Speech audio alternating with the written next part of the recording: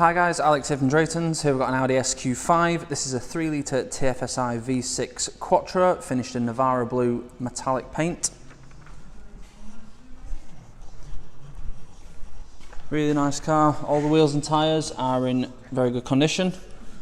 We've got 20-inch 5 twin spoke alloys, a diamond cut finish. At the back you get an electric tailgate opening up to a 550 litre boot, so loads of space in there. The back seats will fold down to give you some extra space, and you've also got through loading on the centre seat as well. This car's got MOT until July 2025, full Audi service history, last serviced July 2024. Let's jump inside, start it up. So you got that lovely V6 turbo. Makes it inside you can still sort of relax, and it's not always constantly there, but it is there if you want it, so it's always good. We've got these diamond patterned sports seats in leather, S badge at the top, same in the rear with the exception of the central seat, which is just standard leather. Nice and comfortable, do hold you in well as well. Up front you've got your rev counter on the left, speedo on the right, digital screen in the centre, currently showing digital speedo. You've also got your drive mode at the bottom there as well. You've also got various different information, consumption, that sort of stuff. And if we move across, you've got your radio media, you've got your Bluetooth for your phone, so your contacts and things on there as well. And then you've got the sat nav on there as well, which is a nice little feature.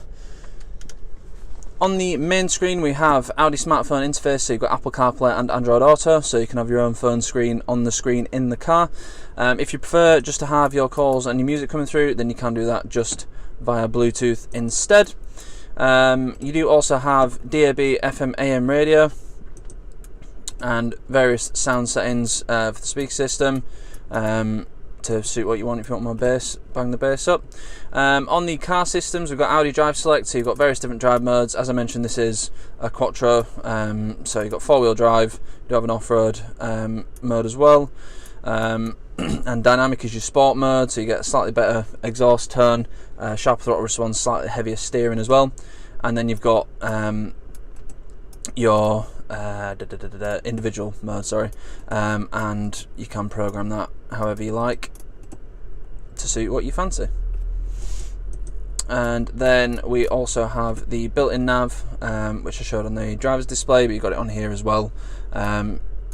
It's a good system, nice and up to date, nice and clear and easy to use, but if you are using CarPlay or Android, then you're probably just going to be using Google Maps or Apple Maps, whatever your preferred preference is for that. Moving down, we have a 3-zone climate control, so you've got a temperature for the driver, the passenger and the rear as well. We've also got heated front seats. The front seats are electrically adjustable as well, which is nice to have, and a heated rear screen. And then down here you've got your drive select shortcut, so you can quickly change your drive modes without going through the main system. Engine start stop, your stability control, and you do have front and rear parking sensors with the display. It will come on automatically when you pop the car into reverse, or you can turn it on and off by pressing the P button there. And then you've got hill descent control as well for any sort of downhill tricky conditions at low speed if you might be off-road. Then you've got a 12-volt socket, push button starts, it's keyless start.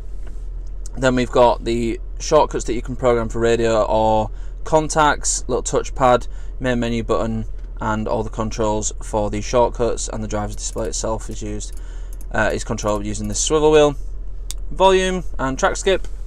S-tronic gearbox, so you've got standard drive mode and a sporty setup for the gearbox. In standard drive it is set up more for efficiency.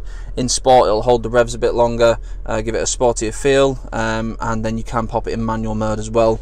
Pop it down to drive, you got S there or D, and then if you knock it over to the left you've got manual mode, so you can either use that as a shifter, or if you want to use it in manual, I recommend using the paddles instead. And then you've got an electronic parking brake, bit of storage just there, a couple of cup holders, more storage down here with a couple of USBs and an aux input as well. Door bins are a decent size, and you've got Alcantara in the door cards as well. And you've got a very good sized glove box actually, which is lined with felt. Up front you've got an S steering wheel, so it's nicely laid out.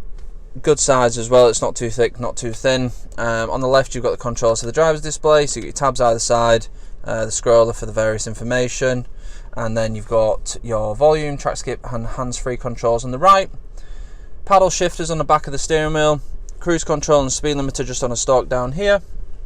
Then you've got rain sensing wipers, automatic lights and heated and electrically adjustable wing mirrors as well.